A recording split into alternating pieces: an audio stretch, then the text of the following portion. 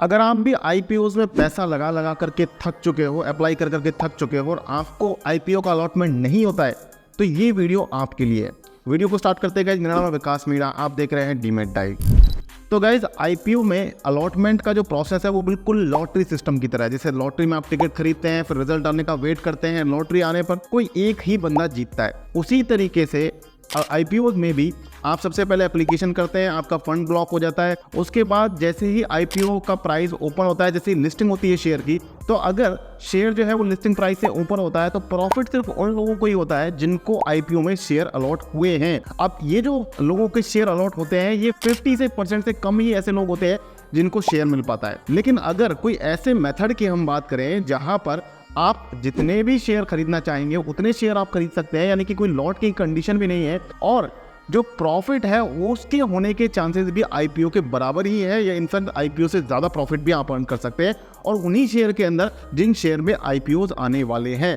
कुल मिलाकर के एक ऐसा मेथड जहां पर हम आईपीओ से ही पैसा कमाएंगे, लेकिन आईपीओ से पहले पैसा कमा लेंगे। इसीलिए मैं इस प्रोसेस को बोल रहा हूं आईपीओ का बाप, क्योंकि जिन शेयर्स में लिस्टिंग के बाद लोग प्रॉफिट अर्न करते हैं, उन्हीं शेयर्स में हम लिस्टिंग से पहले ही प्रॉफिट बुक कर लेते हैं इस मेथड से। तो इस मेथड का नाम है प्री आईपीओ।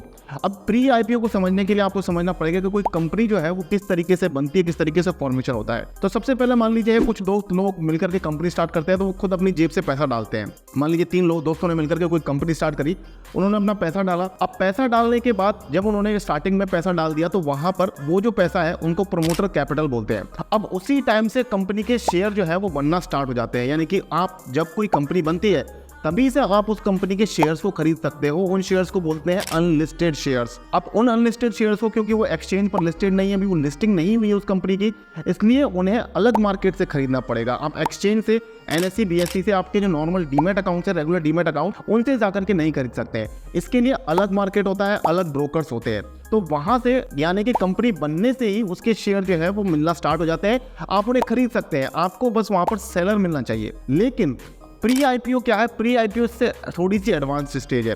तो मान लीजिए उन दोस्तों ने मिलकर के कंपनी स्टार्ट करी थी, उसके बाद उसमें प्राइवेट इक्विटी फर्म्स आती है। सबसे पहले एंजल इन्वेस्टर आते हैं, उसके बाद प्राइवेट इक्विटी फर्म्स आती हैं, कैपिटल वेंचर कैपिटल्स आती हैं, और उसके बाद जब ये बड़े बड़े इन्वेस्टर अपने फंड को, अपनी पोजीशंस को स्क्वायर ऑफ करने की कोशिश करते हैं, अपनी इन्वेस्टमेंट्स को सेल करके अपना प्रॉफिट बुक करना चाहते हैं, उस स्टेज पर जाकर के कंपनी को आईपीओ लाना पड़ता है। यह हो सकता है आईपीओ के लिए उनका जो पर्पस है वो ये भी हो सकता है कि वो कोई एक्सपेंशन करना चाह रहे हैं, अपना डेट जो है कंपनी पे उसको खत्म करना चाह रहे हैं, तो उस रीजन से भी वो आईपीओज ले आते हैं। तो इन सब रीजन की वजह से आईपीओ आता है। अब आईपीओ आने से पहले एक इंपॉर्टेंट अनाउंसमेंट होती है, वो होती है रेड हेरिंग प्रोस्पेक्टस की। रेड हेरिंग प्रोस्पेक्टस एक ऐसा डॉक्यूमेंट होता है जिसमें कंपनी की सारी फाइनेंशियल डिटेल्स आती है, कंपनी का प्रॉफिट एंड लॉस, उसके कहाँ पर क्या क्या बिजनेसेस है और उसका क्या फाइनेंशियल हिस्ट्री रही है, वो सारी चीजें रेड हेरिंग प्रोस्पेक्टस के अंदर आती हैं। अब इसी आरएचपी के अंदर एक और इम्पोर्टेंट चीज आती है जिसे हमें जानना जरूरी है, वो है price range, issue price range. यानी कि जो आईपीओ आने वाला है उस आईपीओ में शेयर की इशू प्राइस क्या होगी, उसका एग्जैक्ट प्राइस तो यहाँ पर नहीं होता है, लेकिन एक रेंज दी हुई होती है। एग्जांपल के लिए मान लीजिए जो इशू आने वाला है वो 100 रुपये के आसपास की रेंज पर आने वाला है, तो यहाँ पर जो रेंज दी हुई होगी वो होगी 80 रुपये से 100 रुपये। इस तरीके की एक रेंज यहाँ पर आरएचपी के अंदर दी हुई होती है। तो ये जब आरएचपी, आईपीओ का आरएचपी अनाउंस होता है, उस टाइम से ही ग्रे मार्केट में इन शेयर की खरीद और बिकवाली स्टार्ट हो जाती है। उसी को हम कहते हैं प्री मार्केट।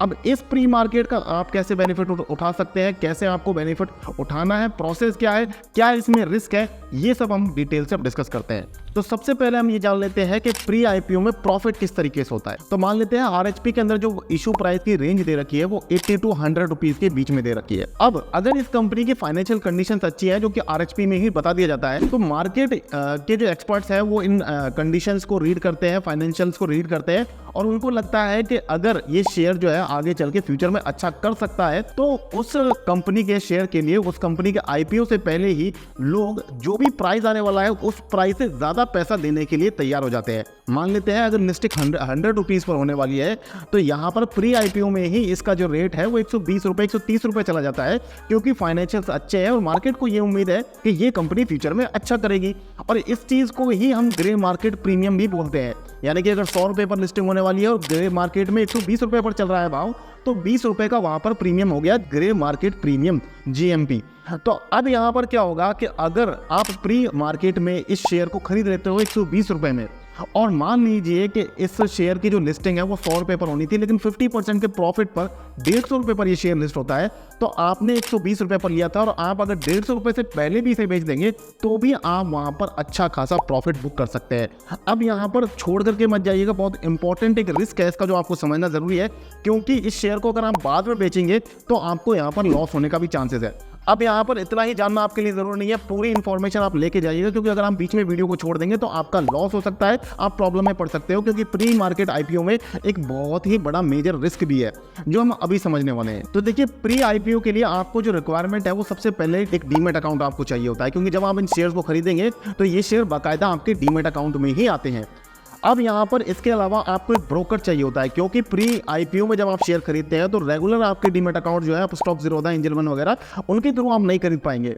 आपको एक अलग ब्रोकर चाहिए होता है इनके लिए, वो कौन से ब्रोकर है वो भी बता दूंगा। लेकिन यहाँ पर आप जब ब्रोकर सेलेक्ट करें तो ब्रोकर के बारे में भी एक बार अच्छे से छानबीन कर लें, रिसर्च कर लें, क्योंकि यहाँ पर फ्रॉड ब्रोकर्स होने के भी चांसेस है, क्योंकि ये जो मार्केट है ये रेगुलेटेड मार्केट नहीं है, यहाँ पर सेबी का कोई कंट्रोल नहीं है। अगर आपके साथ लॉस हो गया, चीटिंग हो गई, तो आप कहीं कंप्लेन नहीं कर सकते। तो इसलिए आपको एक डीमेट अकाउंट की रिक्वायरमेंट होगी। इसके अलावा आपको एक ब्रोकर चाहिए होगा जो आपको ये प्री IPO के शेयर दिलवाए, और उस ब्रोकर के बारे में भी आपको अच्छे से छानबीन करनी है। इसके बाद में जरूरी नहीं है कि जितनी भी IPOs आ रहे हैं उन सभी में आपको प्रॉफिट हो जाएगा, क्योंकि आपको यहाँ पर फाइनेंशियल्स को देखना पड़ेगा। तो जिस कंपनी के बारे में हर आदमी, हर कोई अच्छा बोल रहा है, उसके प्रोस्पेक्ट्स बहुत अच्छे हैं, लग रहा है कि प्रॉफिट होने के खूब सारे चांसेस हैं, तो वहीं पर आप प्री IPO में शेयर खरीदिएगा।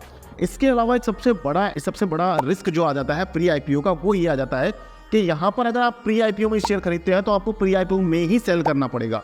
अगर आप उन शेयर्स को लेकर के बैठ गए और लिस्टिंग हो गई तो लिस्टिंग के बाद 6 महीने तक आप उन शेयर्स को नहीं बेच पाओगे। ये सबसे बड़ा डिसएडवांटेज है प्री IPO का, यहाँ पर आपको 6 महीने का लॉक इन पीरियड मिलता है। तो इसलिए मैं तो आपसे ये कहूँगा कि आप लिस्टिंग का भी वेट मत कीजिए, आप यहाँ पर जब सब्सक्रिप्शन ओपन होता है उससे पहले ही आप प्री IPO के शेयर्स को सेल कर दीजिए। प्रॉफिट होता है तो प्रॉफिट, और अगर आपको लॉस वहाँ पर होता है तो आपको लॉस भी वहाँ पर बुक करना पड़ सकता है। इसलिए फाइनेंशियल्स को देख करके ही, उस कंपनी के प्रोस्पेक्ट्स कैसे हैं वही देख करके आप यहाँ पर पोजीशन बनाएंगे। अब यहाँ पर हो सकता है आप कंफ्यूज हो गए भाई वो ब्रोकर कौन से है, वो प्लेटफॉर्म्स कौन से हैं जहाँ से हमें प्री IPO के शेयर मिल जाएंगे।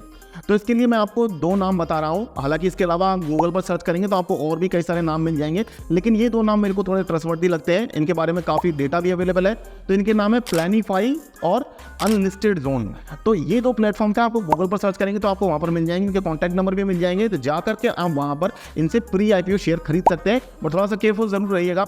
यहाँ पर प्री IPO का फायदा ये है कि आपको IPO में शेयर्स नहीं मिलते हैं। IPO में आपको अलॉटमेंट करना पड़ता है, लॉटरी की तरह रहता है, अगर आपका लक काम कर गया तो आपको अलॉट हो जाएगा। वहाँ पर भी आपको सिर्फ एक ही लॉट मिलता है, लेकिन प्री IPO में आप चाहे जितने शेयर खरीद सकते हैं, कोई यहाँ पर लॉट की कोई प्रॉब्लम नहीं है। आप एक शेयर भी खरीद सकते हैं, 100, 200, कितना भी आप पैसा भी इन्वेस्ट कर सकते हैं। तो ये यहाँ पर प्रॉफिट हो जाता है प्री IPO का। लेकिन आप एक चीज़ ध्यान रखिएगा, प्री IPO में खरीद रहे हो तो प्री IPO में ही आपको ये बेचना भी पड़ेगा। इसके साथ साथ आपको एक रेगुलर डीमेट अकाउंट की जरूरत तो पड़ेगी ही, क्योंकि जो आप प्री IPO के शेयर खरीदोगे वो आपके रेगुलर डीमेट अकाउंट की डिपॉजिटरी के अंदर ही आएंगे। तो इसके लिए मैंने आपको एंजल वन और अपस्टॉक्स का लिंक डिस्क्रिप्शन में दे रखा है, जाकर के आप इन डीमेट अकाउंट्स में अपना अकाउंट बना सकते हैं और प्री IPO में और IPO में अगर आप चाहें तो इन्वेस्टमेंट करना स्टार्ट कर सकते हैं। अगर आपको आज का वीडियो पसंद आया तो वीडियो को लाइक जरूर करें, शेयर करें अपने उन दोस्तों के साथ में जिन्हें भी IPO के शेयर्स अलॉट नहीं हो रहे हैं, ताकि वो प्री IPO की नॉलेज लेकर के यहाँ पर इन्वेस्टमेंट करने के बारे में विचार कर सकें। आज की वीडियो में इतना ही गाइस, मिलते हैं फिर किसी नई वीडियो में, तब तक के लिए मुझे दीजिए इजाजत। जय हिंद, जय भारत।